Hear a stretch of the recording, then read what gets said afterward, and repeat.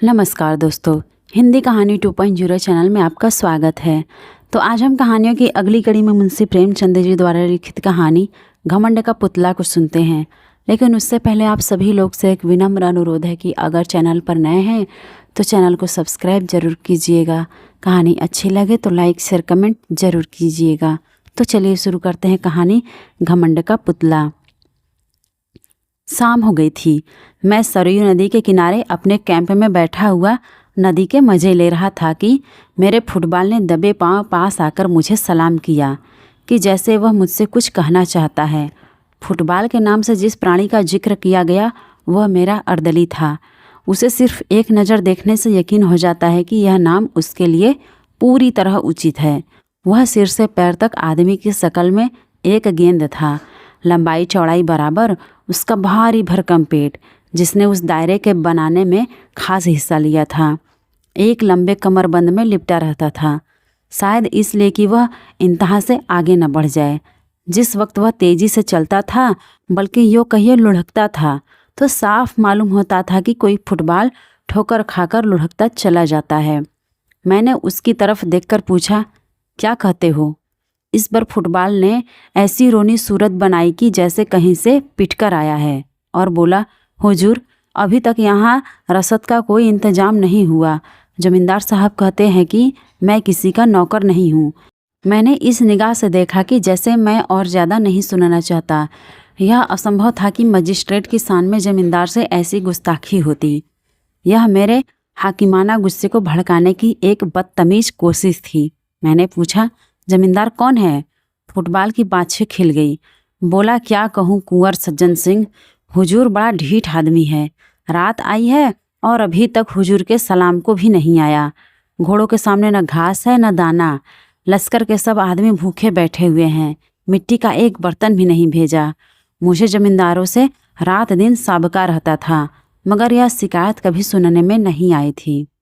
इसके विपरीत वह मेरी खातिर तवाजो में ऐसी जाफिसानी से काम लेते थे जो उनके स्वाभिमान के लिए ठीक न थी। उसमें दिल खोल कर आतिथ्य सत्कार करने का भाव तनिक भी न होता था। न उसमें शिष्टाचार था, न वैभव का प्रदर्शन जो ऐब है। इसके बजाय वहाँ बेजा रसूख की फिक्र और स्वार्थ की हवस साफ दिखाई देती थी। और इस रसूख बनाने की कीमत काव्योचित अतिशयोक्ति के साथ गरीबों से वसूल की जाती थी, जिनका बेकसी के सिवा और कोई हाथ पकड़ने वाला नहीं। उनके बात करने के ढंग में वह मुलामियत और अजीजी बरती जाती थी जिसका स्वाभिमान से बैर है। और अक्सर ऐसे मौके आते थे जब इन खातिरदारियों से तंग होकर दिल चाहता था कि काश इन खुशामदी आदमियों की सूरत न देखनी पड़ती। मगर आज फुटबॉल की ज़बान से यह कैफियत सुनकर मेरी जो हालत हुई, उसने साबित कर दिया कि रोज़ रोज़ की खातिरदारियों और मीठी मीठी बातों ने मुझ पर असर किए बिना नहीं छोड़ा था। मैं यह हुक्म देने वाला ही था कि कुंवर सज्जन सिंह को हाजिर करो कि एकाएक मुझे ख्याल आया कि इन मुफ्त खोर चपरासियों के कहने पर एक प्रतिष्ठित आदमी को अपमानित करना न्याय नहीं है। मैंने अर्दली से कहा, बनियों के पास जाओ, नकद दाम देकर चीज लाओ और याद रखो कि मेरे पास कोई शिकायत न आए।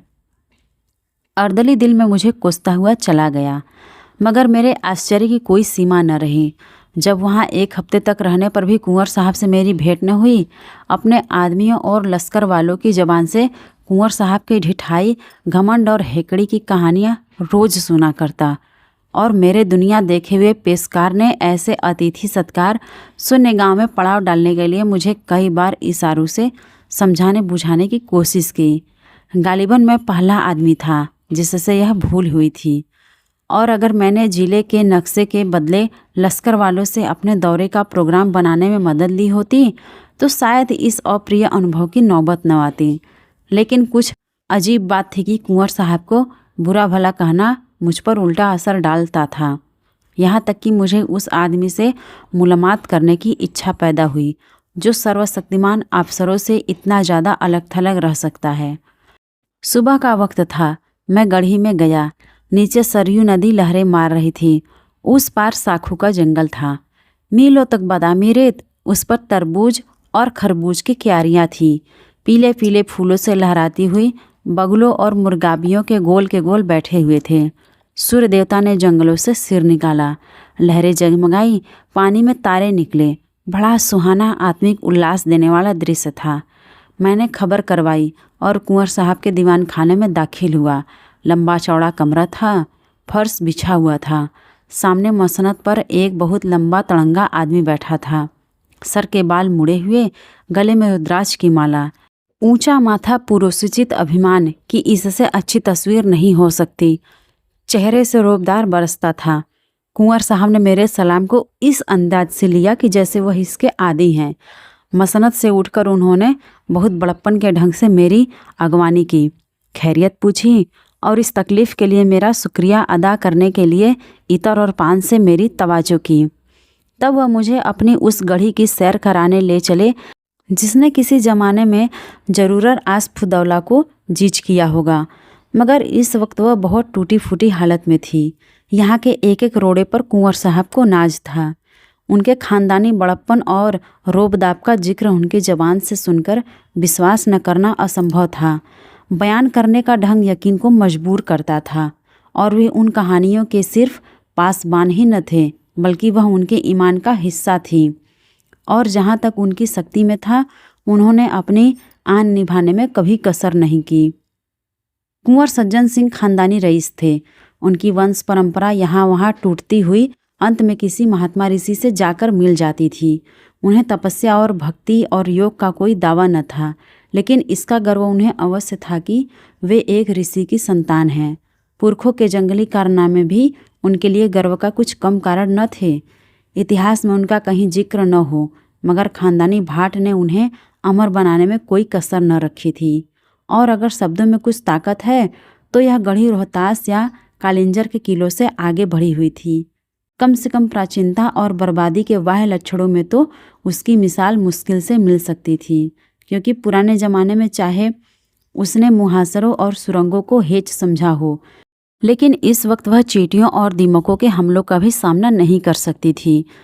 कुंवर सज्जन सिंह से मेरी भेंट बहुत संक्षिप्त थी, लेकिन इस दिलचस्प आदमी ने मुझे हमेशा के लिए अपना भक्त बना लिया। बड़ा समझदार, मामले को समझने वाला दूरदर्शी आदमी था। आखिर मुझे उसका बिन पैसों का गुलाम बनाना पड़ा।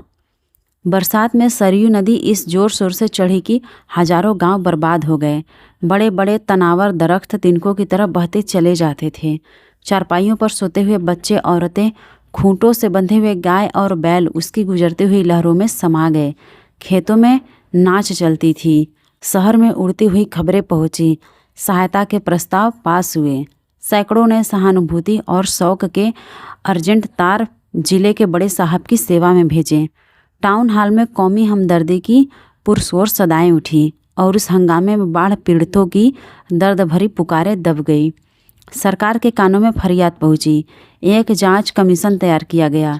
जमींदारों को हुक्म हुआ कि वे कमीशन के सामने अपने नुकसानों को विस्तार से बताएं और उसके सबूत दें। शिवरामपुर के महाराजा साहब को इस कमीशन का सभापति बनाया गया। जमींदारों के रेल पेल शुरू हुई। नसीब जागे। नुकसान के तखमीन का फैसला करने के लिए काव्य बुद्धि से काम लेना पड़ा। सुबह से शाम तक कमीशन के सामने एक जमघट रहता। ऑनरेबल महाराजा साहब को सांस लेने की फुर्सत न थी। दलील और शहादत का काम बात बनाने और खुशामद से लिया जाता था। महीनों यही कैफियत रही।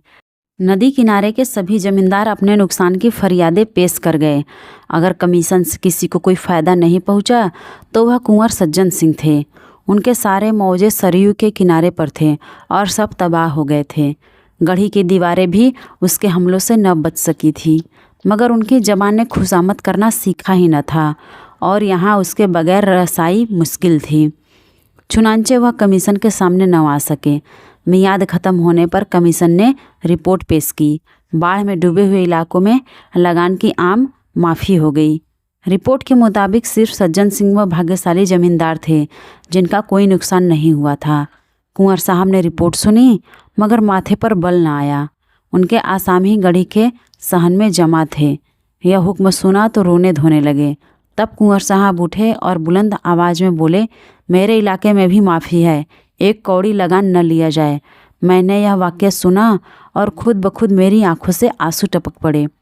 बड़े बेशक यह वह आदमी जो हुकूमत और अख्तियार के तूफान में जड़ से उखड़ जाए मगर झुकेगा नहीं।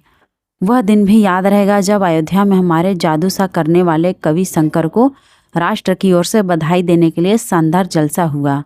हमारा गौरव, हमारा जोशीला शंकर यूरोप और अमेरिका पर अपने काव्य का जादू करके वापस आया था।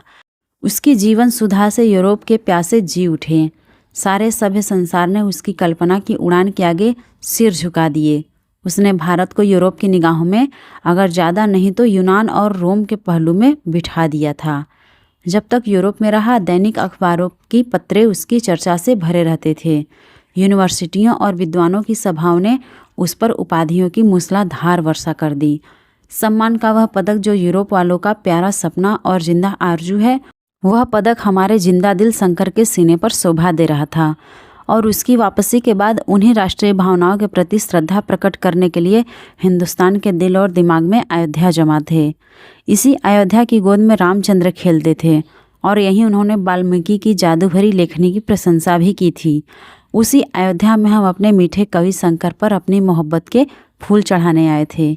इस राष्ट्रीय कर्तव्य में सरकारी हुक्काम भी बड़ी उदारतापूर्वक हमारे साथ सम्मिलित थे। शंकर ने शिमला और दार्जिलिंग के फरिश्तों को भी अयोध्या में खींच लिया था। अयोध्या को बहुत इंतजार के बाद यह दिन देखना नसीब हुआ। जिस वक्त शंकर ने उस विराट पंडाल में पैर रखा, हमारे हृदय राष्ट्रीय गौरव और नशे से मतवाले हो गए। ऐसा महसूस होता था कि हम उस वक्त किसी अधिक पवित्र, अधिक प्रकाशवान दुनिया के बसने वाले हैं। एक क्षण के लिए अफसोस है कि सिर्फ एक क्षण के लिए अपनी गिरावट और बर्बादी का ख्याल हमारे दिलों से दूर हो गया। जय जय की आवाज़ों ने हमें इस तरह मस्त कर दिया जैसे महुअर नाग को मस्त कर देता है। एड्रेस पढ़ने का गौरव मुझको प्राप्त हुआ था। सारे पंडाल में खामोशी छाई हुई थी।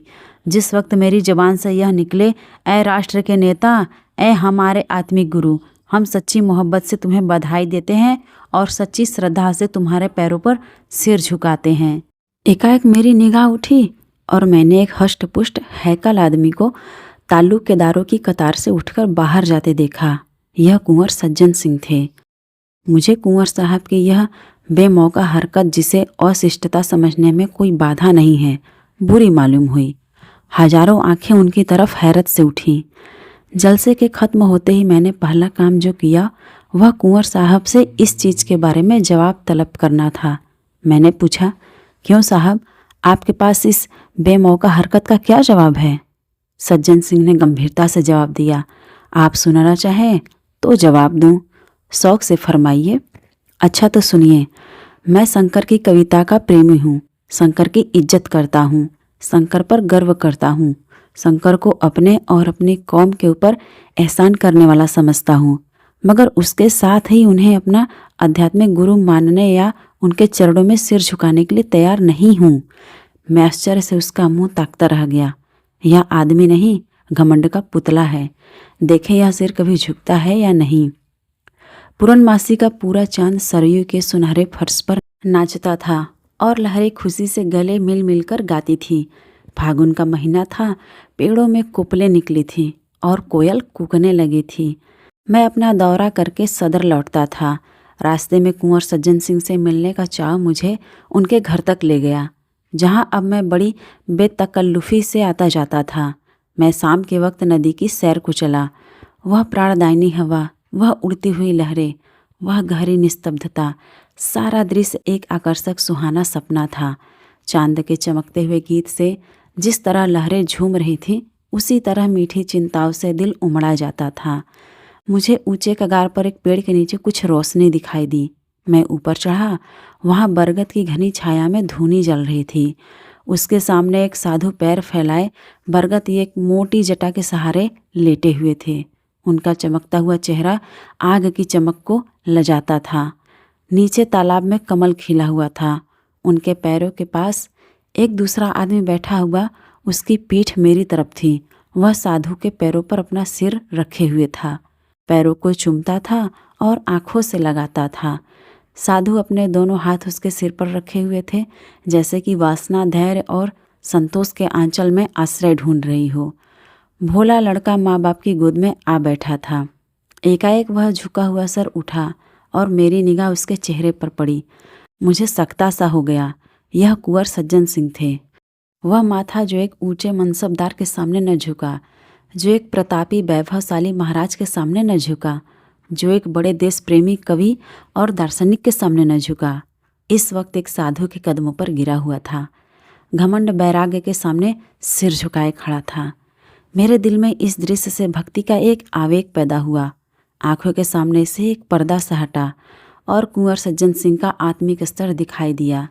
मैं कुंवर साहब की तरफ से लिपट गया और बोला, मेरे दोस्त, मैं आज तक तुम्हारी आत्मा के बड़प्पन से बिल्कुल बेखबर था। आज तुमने मेरे हृदय पर उसको अंकित कर दिया कि वैभव और प्रताप, कमाल और शोहरत, यह सब घटिया चीज़ें हैं, भौतिक चीज़ें हैं।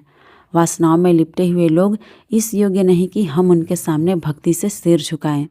वैराग्य और परमात्मा से दिल लगाना ही वे महान गुण हैं, जिनकी डोहरी पर बड़े बड़े वैभवशाली और प्रतापी लोगों के भी सिर झुक जाते हैं। यही वह ताकत है जो वैभव और प्रताप को, घमंड की शराब के मतवालों को और जड़ाऊ मुकुट को अपने पैरों पर गिरा सकती है। ऐ तपस्या के एकांत में बैठने वाली आत्माओं, तुम धन्य हो कि घमंड के पुतले भी तुम्हारी पैरों की धूल को अपने माथे पर चढ़ाते हैं। कुंवर सज्जन सिंह ने मुझे छाती से लगाकर कहा, मिस्टर वागले, आज मुझे आपने सच्चे गर्व का रूप दिखा दिया और मैं कह सकता हूँ कि सच्चा गर्व सच्ची प्रार्थना से कम नहीं। विश्वास मानिए, मुझे इस वक्त ऐसा मालूम होता है कि गर्व में भी आत्मिकता को पाया जा सकता है। आज मेरे सिर में गर्व का जो नशा है वह कभी नहीं था। तो आज की मुंशी प्रेमचंद जी द्वारा लिखित कहानी घमंड का पुतला आपको कैसा लगा, कमेंट करके ज़रूर बताइएगा। और अगर चैनल पर नए हैं तो चैनल को सब्सक्राइब ज़रूर कीजिएगा और अपने दोस्तों को भी शेयर कीजिएगा।